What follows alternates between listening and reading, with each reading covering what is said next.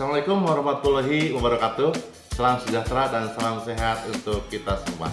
Perkenalkan, nama saya Irman Syah, mahasiswa Universitas Teknologi Nusantara, jurusan Prodi Manajemen semester 4. Dalam kesempatan kali ini, saya akan menyampaikan materi tugas dari mata kuliah Manajemen Keuangan 2 dengan dosen pengampu Bapak Agung Tri Putranto. Dalam hal ini, saya tergabung di kelompok 11, yaitu menjelaskan materi tentang manajemen risiko investasi, analisis sensitivitas. Dan dalam video ini juga, saya dibantu oleh rekan saya. Baik, perkenalkan, nama saya Jawarmanto. Selama kurang lebih 10 menit ke depan, saya akan mengajak rekan-rekan sekalian untuk menyimak presentasi kami tentang manajemen risiko investasi 2 dalam analisa sensitivitas.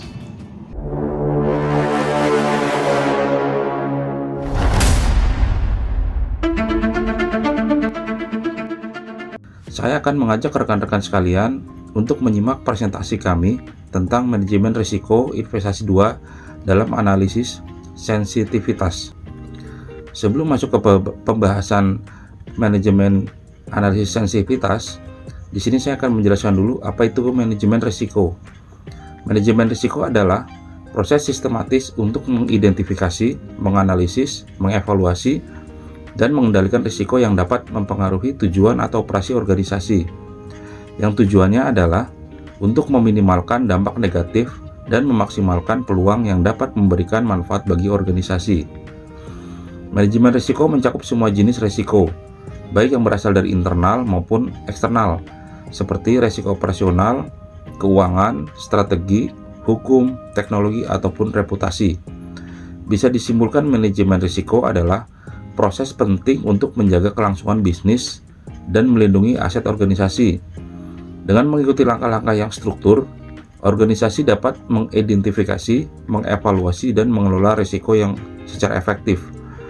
Melalui manajemen risiko yang proaktif, perusahaan dapat meningkatkan ketahanan operasional, mengurangi kerugian potensial, dan memanfaatkan peluang secara optimal. Risiko investasi. Risiko investasi adalah penyimpangan hasil yang diperoleh dari rencana hasil yang diharapkan dan kemungkinan tidak tercapainya hasil yang diharapkan. Risiko investasi dalam perusahaan dibagi menjadi 3, yaitu yang pertama adalah risiko individual, adalah risiko yang berasal dari proyek investasi secara individu tanpa dipengaruhi proyek yang lain.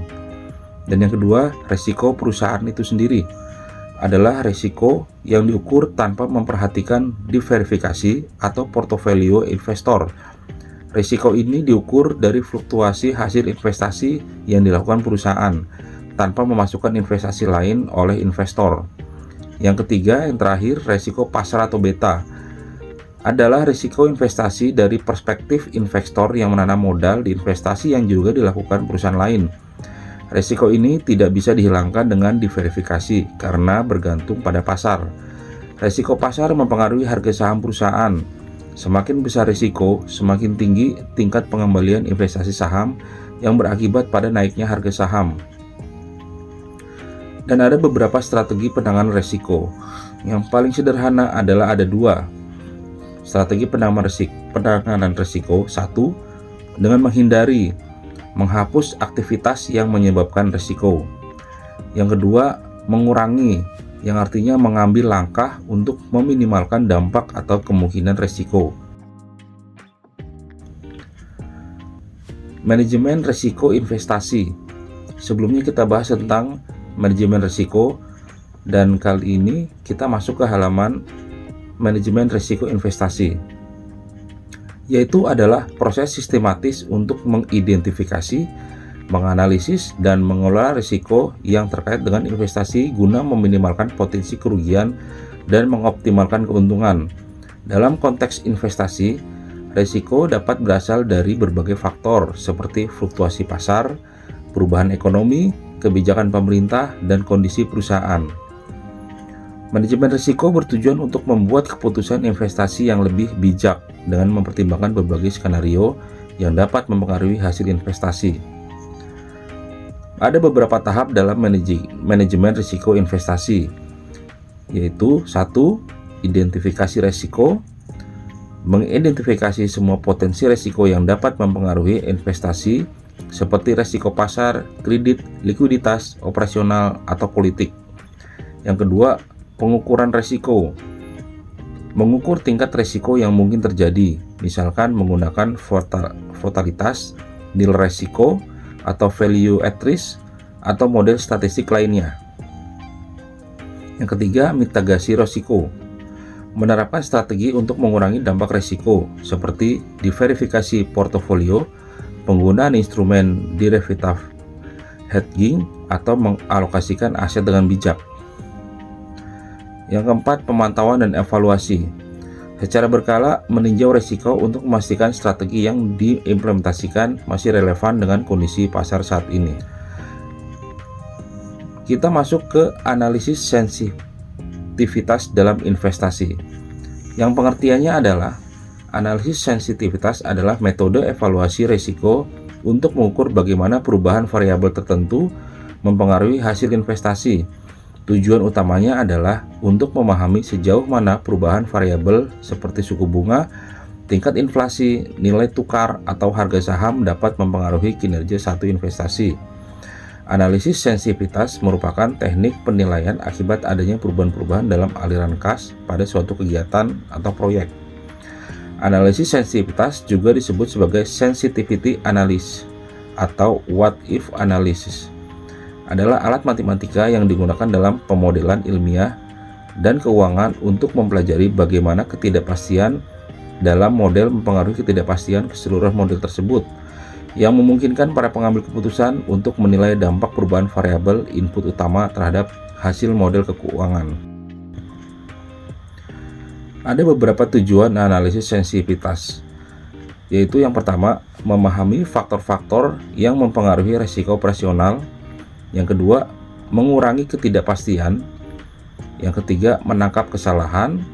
Yang keempat, menyederhanakan modal. Yang kelima, mengkomunikasikan hasil. Dan yang terakhir adalah mencapai tujuan. Selain tujuan pun ada beberapa metode analisis sensitivitas. Metode analisis sensitivitas ada dua, yaitu metode langsung dan metode tidak langsung.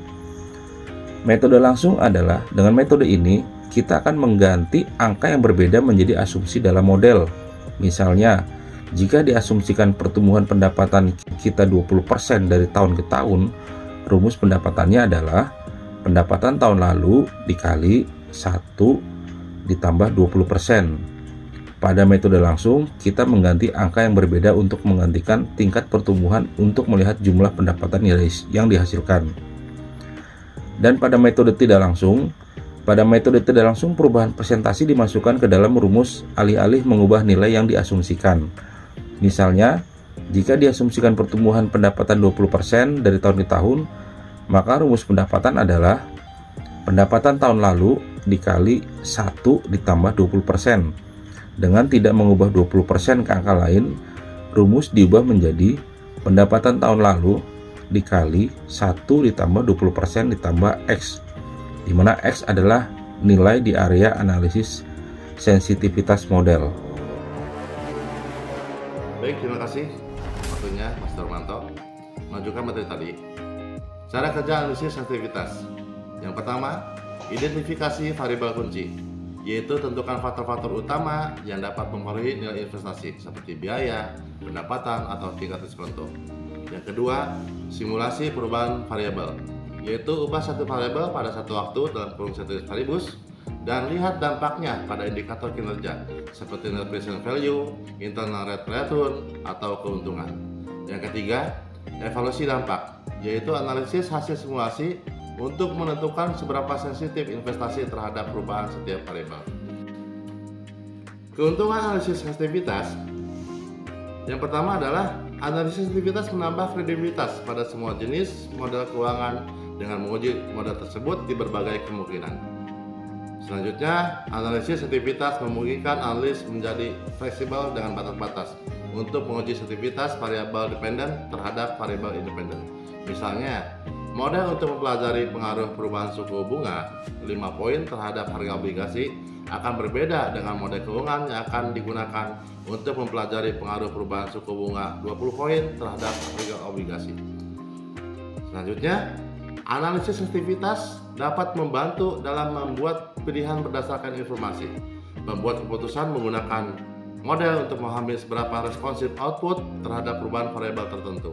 Dengan demikian, analis dapat membantu dalam memperoleh kesimpulan yang nyata dan berperan penting dalam membuat keputusan yang optimal.